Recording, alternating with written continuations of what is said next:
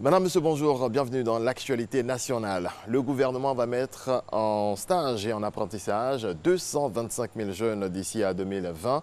C'est ce qu'a déclaré le ministre de l'Enseignement supérieur et de la Recherche scientifique, Albert Mabry-Twakeus, représentant le Premier ministre lors de la cérémonie de lancement du programme national de stage et d'apprentissage à Treichville.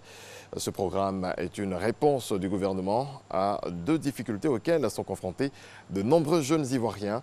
Il s'agit de l'obtention d'un stage pour valider leur diplôme ou d'un stage en entreprise pour acquérir l'expérience exigée souvent par les employeurs. Face à la presse, hier, le ministre de la Communication et des Médias, Sidi Timoko Touré, par ailleurs porte-parole du gouvernement, a annoncé que le financement du programme social du gouvernement ivoirien est revu à la hausse. Il passe de 727 milliards de francs CFA à plus de 1000 milliards de francs CFA.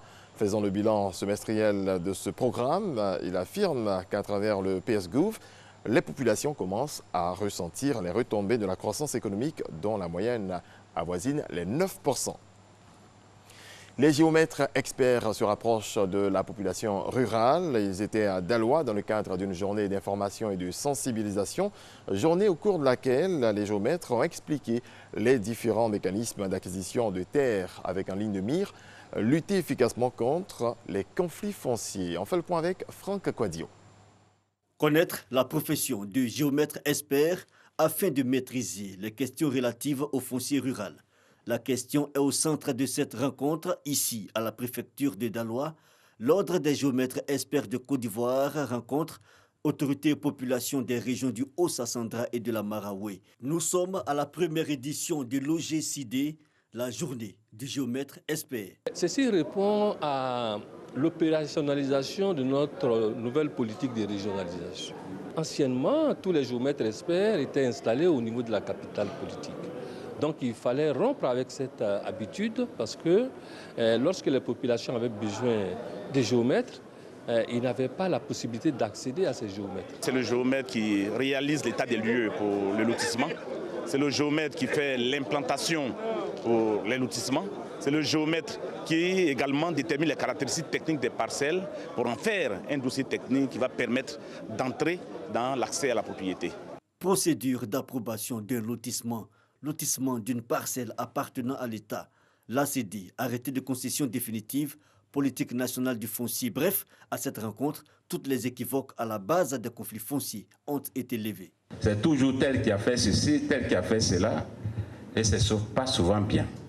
Donc je souhaiterais que votre passage ici puisse mettre de l'ordre dans le domaine foncier. Nous venons de recevoir aujourd'hui les vrais géomètres en experts. Donc c'est une joie pour nous. Nous voulons que cela continue dans les années à venir pour qu'il y ait la paix dans notre région, dans les lotissements surtout. Le géomètre expert maillon de la chaîne foncière en Côte d'Ivoire, c'est le thème de cette première édition de la journée du géomètre expert, une journée que les initiateurs entendent organiser dans toutes les régions afin de tenter de mettre définitivement fin au conflit foncier en Côte d'Ivoire. À l'occasion, les géomètres experts officiant dans la zone de Daloa ont été présentés aux populations. Des paroles d'auteurs panafricanistes sur la musique classique, c'est le spectacle que l'ambassade d'Italie en Côte d'Ivoire a offert à ses invités. Un concert qui a réuni sur une même scène des artistes italiens et africains. Regardez. Oh, Afrique, Afrique domptée!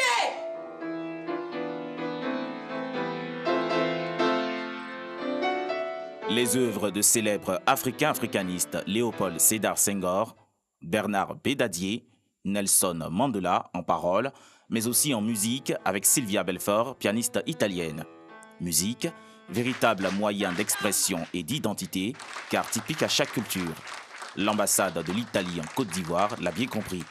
Elle qui convie ses compatriotes et des hautes personnalités politiques, ministres, ambassadeurs, à un concert de musique classique. C'est un concert qui s'insère dans un programme un peu plus vaste, qui est financé par l'Italie en 2019 dans toute l'Afrique subsaharienne, qui va donner une centaine d'événements dans tous les pays, qui mise pas simplement sur la promotion de la culture italienne, ce n'est pas une vitrine de la culture italienne, mais ça va témoigner les rencontres entre les cultures.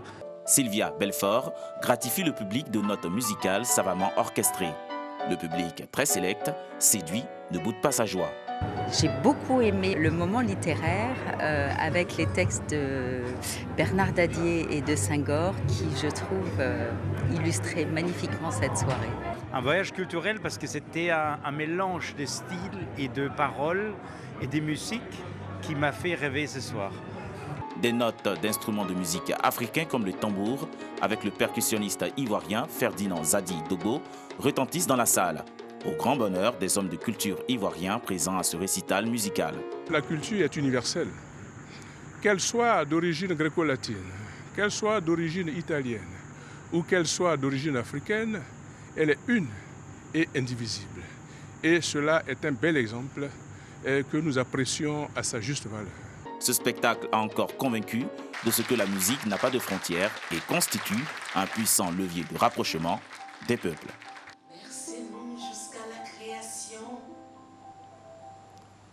C'est un reportage de Serge Pacom Didi, commenté par Jean-Marc Djadi, qui m'a fait à cette édition. Merci à toutes et à tous de votre attention.